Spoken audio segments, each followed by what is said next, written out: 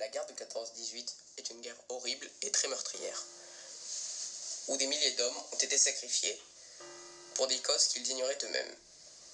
Une guerre sans Dieu qui s'est déroulée dans des conditions atroces, où les soldats étaient terrés dans des tranchées boisées, destinées à les protéger des obus et de la mitraille adverse. Une véritable descente aux enfers, où les soldats étaient envoyés à une mort certaine, où les tranchées étaient leur dernière demeure, où les cadavres servaient à étayer les tranchées.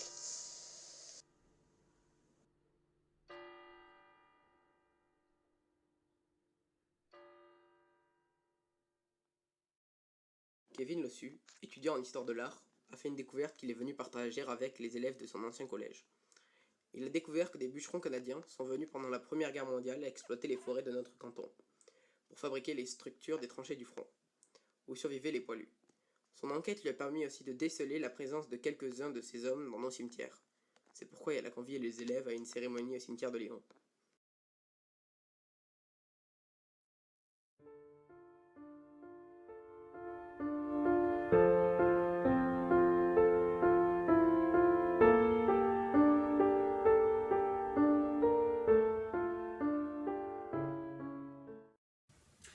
Alors, notre aventure a débuté à la fin de l'année 2012 exactement. Alors que je faisais des recherches sur Dax, sur l'histoire de Dax, j'ai pu rencontrer donc Bernard Boquet, qui est l'ancien libraire de cette ville. Alors, ce dernier possédait dans ses archives, celle de son père du moins, un ensemble de photographies, dont une qu'il a souhaité me transmettre afin que je puisse l'étudier. Après plusieurs hypothèses, eh bien, nous avons pu identifier un lieu, le vélodrome municipal de Dax. Aujourd'hui, il s'agit de la cour de l'actuel lycée de Borda. Ensuite, nous avons essayé de déterminer, par rapport aux éléments qui figuraient dessus, les éléments bâtis, une chronologie. À travers différents éléments, notamment au point de vue de villas qui ont été construites à partir de l'année 1919, nous avons pu déterminer que la photo n'avait pu être prise qu'entre l'année 1918 et l'année 1919.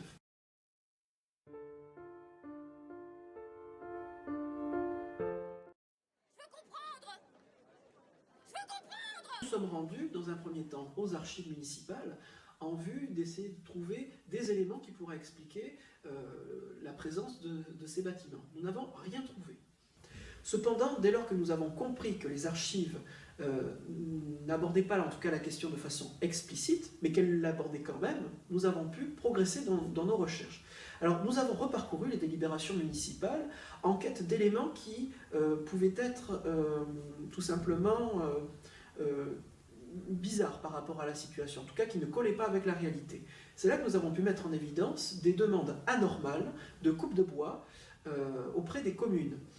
La deuxième réflexion que nous avons entreprise, puisque nous ne pouvons pas du moins faire totalement confiance aux archives où celles-ci sont lacunaires, eh bien on a essayé d'envisager tout simplement les témoignages oraux. Qu'est-ce qui resterait au bout de 100 ans de cette mémoire? S'il y a un tel déploiement forestier, évidemment, automatiquement, ça a dû marquer les esprits. Eh bien, là aussi, la question n'est pas aussi évidente. Et nous nous sommes heurtés sur le terrain à de nombreuses difficultés, puisque nous intervenons, encore une fois, 100 ans après les faits. Là, on peut tout d'abord se dire qu'il n'existe plus de témoins directs. Eh bien, ce n'est pas vrai. En fait, nous avons pu retrouver 3 témoins directs.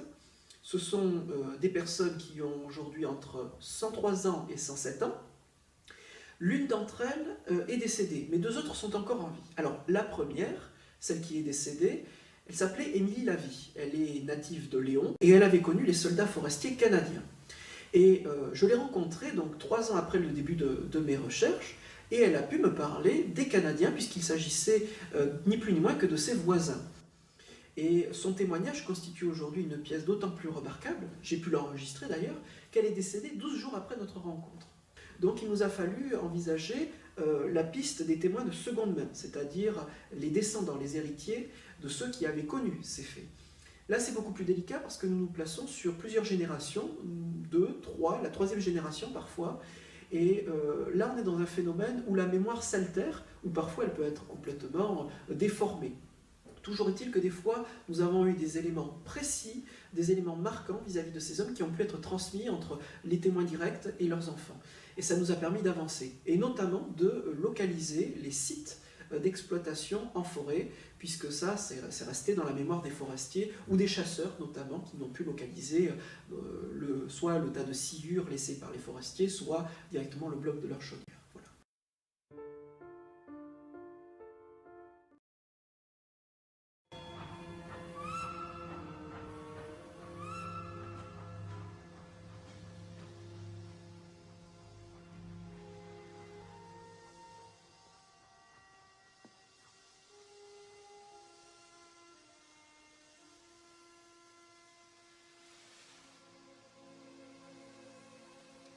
Serait berner Mars, vent tout, dit rien, écoute personne. Benoît.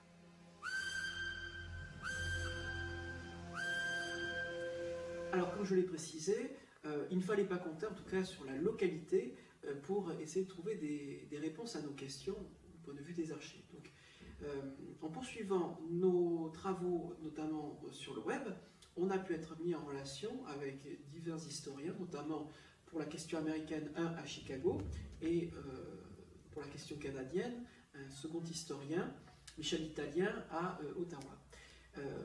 Ces derniers nous ont permis d'entrer en relation avec des services d'archives de Washington ou d'Ottawa, donc les archives militaires essentiellement, ce qui nous a permis finalement de mettre en évidence que tous les affaires, tout ce qui aurait pu traiter de la documentation de ces exploitations américaines ou canadiennes, eh bien, sont restés dans le giron militaire, et donc elles ont été classées aux États-Unis ou au Canada. Donc c'est principalement dans ces deux pays que nous avons pu mettre en lumière des sources. Il y a dans ces sources donc des documents écrits, des plans, des réquisitions, des documents en tout cas qui ont trait à la vie des hommes, mais aussi, et ça c'est quand même le plus intéressant, des documents iconographiques. Et si à l'origine nous sommes partis de quelques photographies appartenant donc au libraire Bocquet, eh bien nous avons pu découvrir au Canada le reste du fonds photographique, d'où étaient issus ces documents, qui étaient classés donc dans les archives. Et tant et si bien qu'aujourd'hui, on a retrouvé à peu près 500 photographies, tant américaines que canadiennes, qui ont été prises dans les Landes. Et ces documents permettent de reconstituer d'une façon très précise les cantonnements, les sites d'exploitation et surtout les méthodes utilisées par ces forestiers.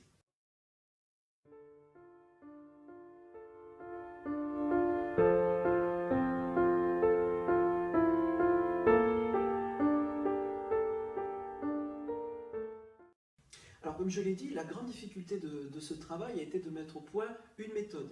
Vu qu'il n'y avait pas d'autres historiens qui avaient travaillé au préalable sur cette question, il a fallu essayer de définir de quelle manière nous allons travailler, tant pour interpréter les archives et les photographies, que pour les mettre en forme et ainsi essayer de dégager un contexte historique. Et donc, nos réflexions, et puis à la suite de l'évolution de notre travail, puisque nous nous sommes associés avec des chercheurs girondins, et ainsi nous avons pu porter notre étude dans un registre, on va dire, régional, entre la Gironde et les Landes, et bien à partir de ce moment-là, nous avons envisagé de mettre en point une publication, de rédiger 2 ouvrages, un qui traiterait des Landes et un de la Gironde, et qui permettrait de relater tous ces éléments d'une façon, on va essayer du moins la plus exhaustive possible, la plus complète, et essayer d'approcher tous les aspects de la vie de ces soldats, que ce soit au point de vue, par exemple, des relations financières, des échanges de bois, des échanges de matériel, des relations, on va dire, concrètes avec les exploitants, donc notamment les dégradations qui ont pu être produites sur les sites, mais aussi tout ce qui touche à l'aspect anecdotique, et notamment les histoires d'amour, les histoires sentimentales, et notamment les familles qui ont pu être fondées à l'occasion de ces événements-là.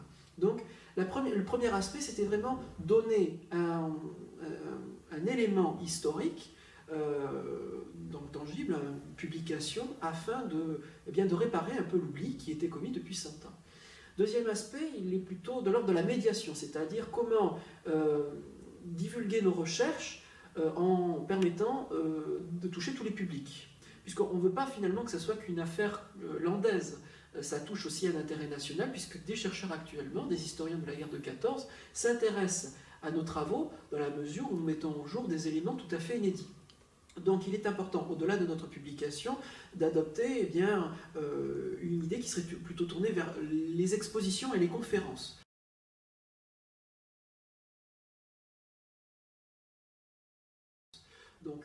tout le mois d'octobre 2015, nous avons réalisé un certain nombre de cérémonies qui a été vraiment le fer de lance de notre étude, le point de départ aussi, des commémorations autour de cette question et de sa reconnaissance tant publique qu'historique.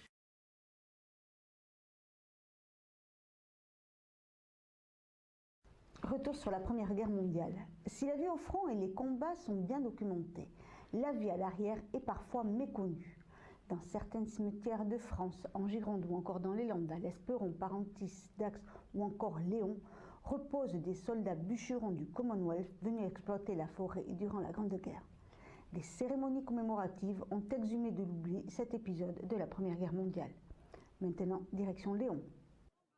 Grâce à deux passionnés qui se sont penchés sur l'histoire des soldats bûcherons canadiens mobilisés dans les Landes afin d'exploiter la forêt, indispensable pour satisfaire les besoins des armées alliées, dans les tranchées pour les poteaux télégraphiques ou les chemins de fer et les ponts endommagés par les combats. Ces hommes ont reçu pour la première fois les honneurs militaires et religieux de leur pays, avec la venue de l'attaché de la Défense de l'ambassade du Canada et de l'aumônier brigadier général David Kettle. Asked me if I might take part and commemorate them, and I was flattered, and so. On m'a demandé de participer à des cérémonies de commémoration pour ces soldats. J'ai été honoré et en tant que Canadien, j'ai décidé de venir pour participer. Je n'ai pas eu beaucoup à faire en dehors de réaliser les cérémonies. Et partout où nous avons été, tout le monde a été merveilleux. Les jeunes étaient présents, des gens de tous âges en fait étaient présents et tout le monde était enthousiaste. C'est très agréable de voir cet accueil chaleureux que nous avons reçu pour ces cérémonies.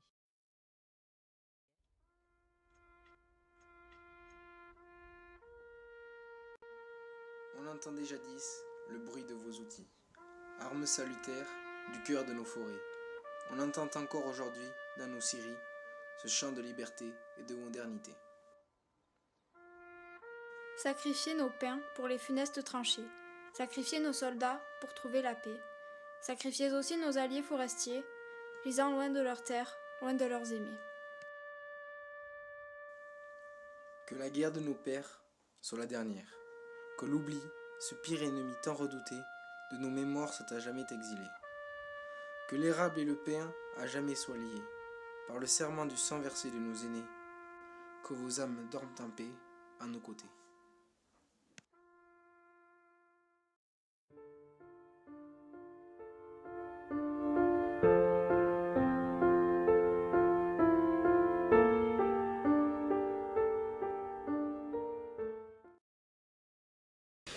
Pour le chercheur, je pense que la connaissance de l'histoire locale est importante parce qu'elle permet de transposer des connaissances que nous avons tous sur l'histoire, par exemple, de France, à l'échelle d'un territoire. Et en général, on approche l'histoire de France à travers notre environnement immédiat. Et même les villages les plus modestes attestent de la grande histoire. Donc je pense que s'intéresser à l'histoire locale, c'est donner du sens et c'est consolider notre connaissance de la grande histoire. Histoire de France. Pour le citoyen, la réflexion doit se poser différemment. C'est évidemment être interpellé par le cadre historique immédiat, c'est-à-dire en général, quand on est issu d'une localité, ça fait appel à la généalogie, c'est-à-dire l'enracinement d'une famille, et ça fait appel finalement à notre histoire familiale. Donc dans ce cas-là, s'intéresser à l'histoire locale, c'est utile parce que ça donne tout simplement du sens à notre existence, tout simplement. Je pense qu'être dans une localité et connaître l'histoire qui a amené des transformations, que ce soit urbaine, que ce soit sociale, que ce soit démographique, tous ces éléments-là, si on leur donne du sens, on peut évidemment bien mieux se projeter dans l'avenir. Je crois que c'est aussi une prise de conscience, c'est aussi une leçon de modestie, parce que en l'état des choses, notamment dans le cadre de mes travaux sur le patrimoine, ce que nous révèle l'histoire actuelle, à une époque où tout va très vite, c'est que la conscience du passé notamment récent, c'est-à-dire par exemple du XXe siècle, tend à disparaître, parce qu'on a de moins en moins le temps de se poser des questions à ce sujet-là, qu'on n'a jamais autant construit qu'au XXe et XXIe siècle, et qu'on n'a aussi jamais autant démoli. La perte de notion du passé, de cette connaissance-là, engendre une perte d'identité. Je fais allusion notamment à au travail d'un historien, il s'agit de Pierre Nora, qui en 1992, dans un ouvrage qui s'appelle « Les lieux de mémoire », associait justement le patrimoine à la mémoire. Et lui, donc, il explique que quand un lieu de mémoire disparaît, ou la mémoire d'un lieu disparaît, un patrimoine, donc ça peut être une usine, ça peut être une maison, en tout cas un lieu de sociabilité, eh bien ça engendre une perte d'identité. Et je suis convaincu qu'à l'heure actuelle, où beaucoup de bâtiments sont encore menacés, notamment je parle dans la question que je connais bien, c'est-à-dire le secteur de Dax, eh bien les gens n'ont pas du tout conscience de ce passé-là. Et ils se délestent, on va dire, de ce patrimoine parce qu'ils ne le comprennent pas. Donc tous ces éléments-là ont du sens. Et sans cesse, il faut revenir, il faut faire de la médiation, de la pédagogie pour, d'une part, intéresser les personnes, mais surtout donner du sens dans le cadre, dans l'environnement dans lequel ils vivent, afin qu'ils se projettent mieux dans l'avenir.